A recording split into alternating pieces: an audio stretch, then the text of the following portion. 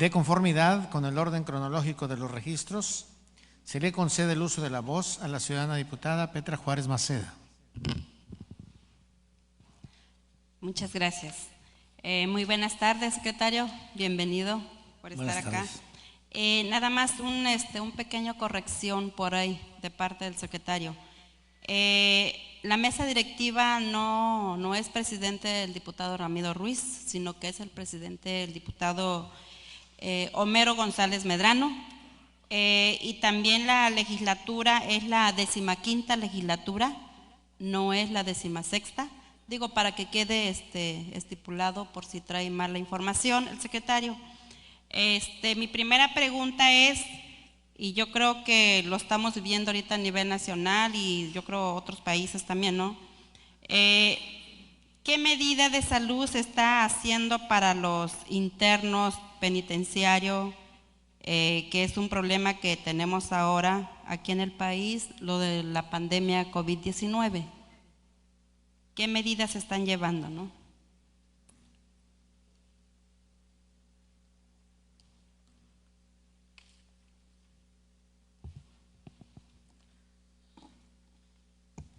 Una disculpa, diputada Petra, por los datos.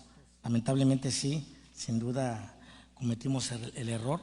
Le pido una disculpa, corregimos el dato. Asimismo, comentarle que en las acciones que hemos implementado desde el inicio de la pandemia fue precisamente, lamentablemente, impedir el ingreso de personas ajenas a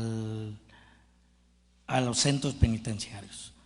Y más que nada en lo que respecta a familiares, tuvimos que evitar las visitas familiares, más sin embargo en el interior del centro tenemos que interactuar con ellos. En el interior se llevó a cabo acciones de distanciamiento, de prevención, con el fin de poder aislar lo más posible el contagio de esta enfermedad.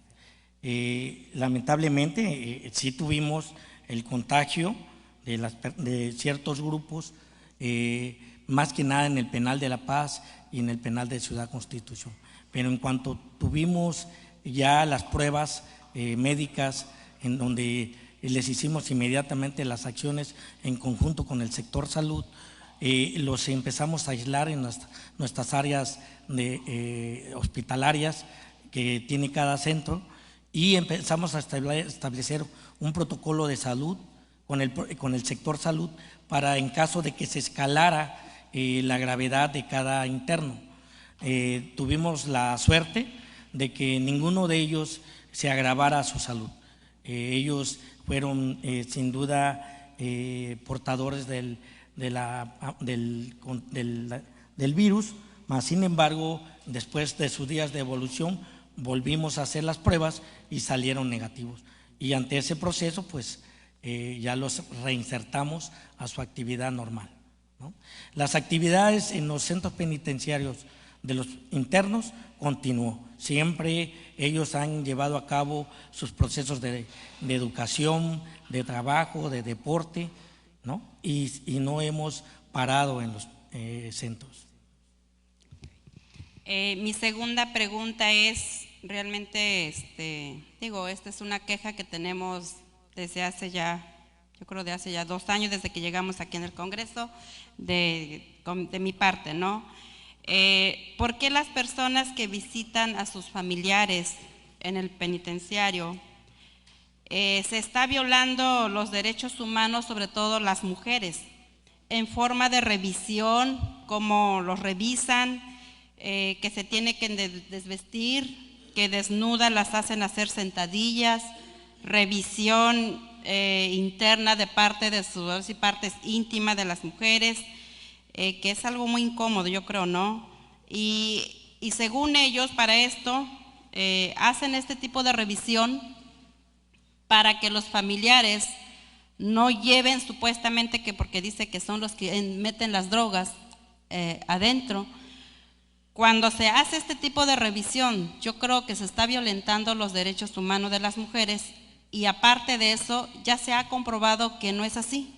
aparte de que se hace este tipo de revisión, las drogas siguen circulando interno del penitenciario. Entonces yo creo que no sé qué medidas podrían hacer o nos podría decir usted qué hay que hacer o por qué se hace esto, ¿no? Realmente le voy a contestar la pregunta, sin duda es un tema complejo, de estructura y que debemos de estandarizar. Empezamos realmente ya la actividad de poder tener una aduana de tal manera que tenga todos los elementos tecnológicos que nos permitan hacer una revisión sin tocar a las personas. En el 2018, sin duda, a la llegada de su servidor a este cargo, hemos tomado como prioridad estandarizar los procesos en los 4 penales. No considerarlos como un penal de cada municipio, no, manejarlos como un sistema penitenciario, un sistema organizado y que tenga procesos estandarizados. Sin duda, cada penal es diferente. Los penales son penales muy viejos. El penal de La Paz es de abril de 1975. El penal de Ciudad Constitución es de marzo de 1981. El penal de Santa Rosalía es de marzo de 1986. Y el penal más nuevo es el de San José del Cabo de octubre del 2007. Cada penal, sin duda, debe tener y está diseñado para poder llevar a cabo un proceso de revisión.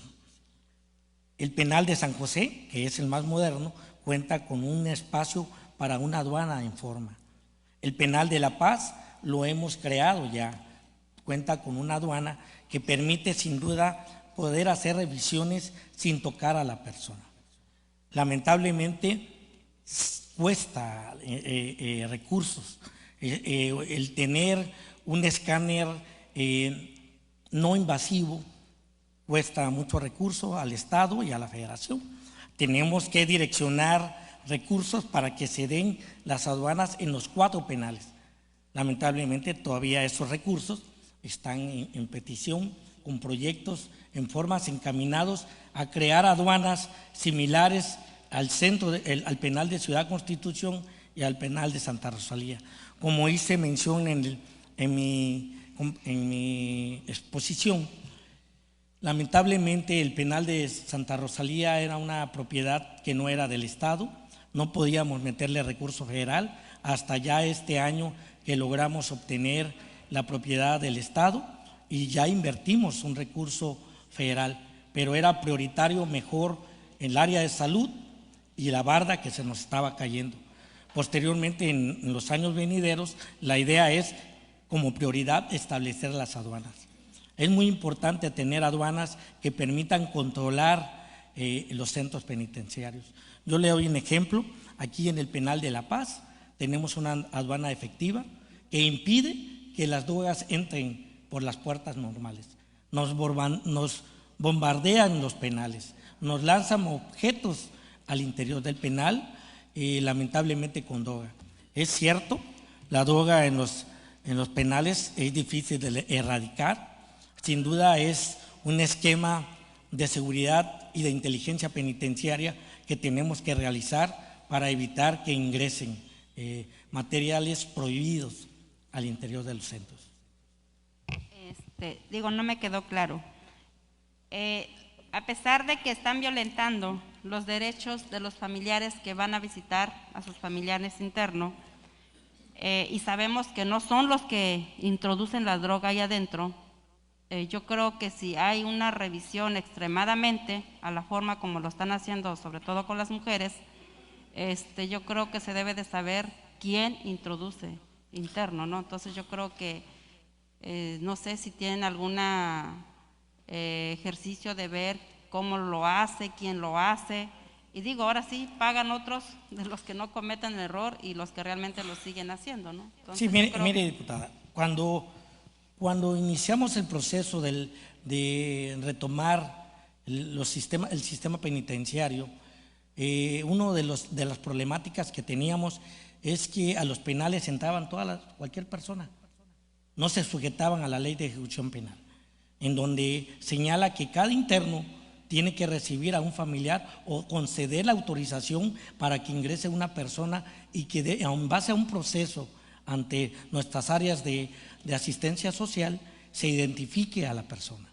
Ya hemos logrado, sin duda, con una inversión federal, poder establecer una base de datos que nos permita reconocer las personas que visitan a los internos en cada centro.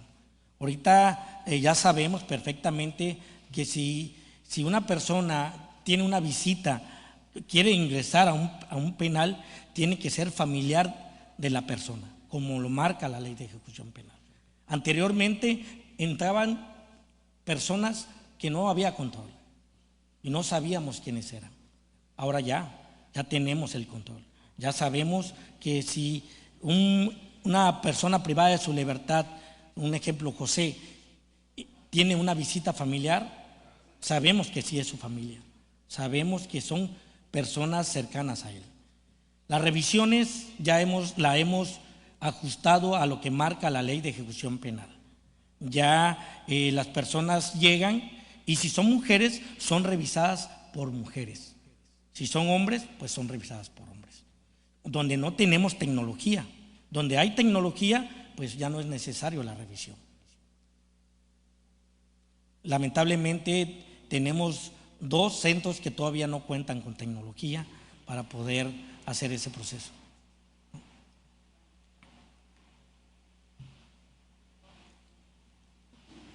Muy bien. Siguiendo con el orden de oradores, le vamos a pedir ahora que haga uso de la voz la compañera María Mercedes Maciel Ortiz.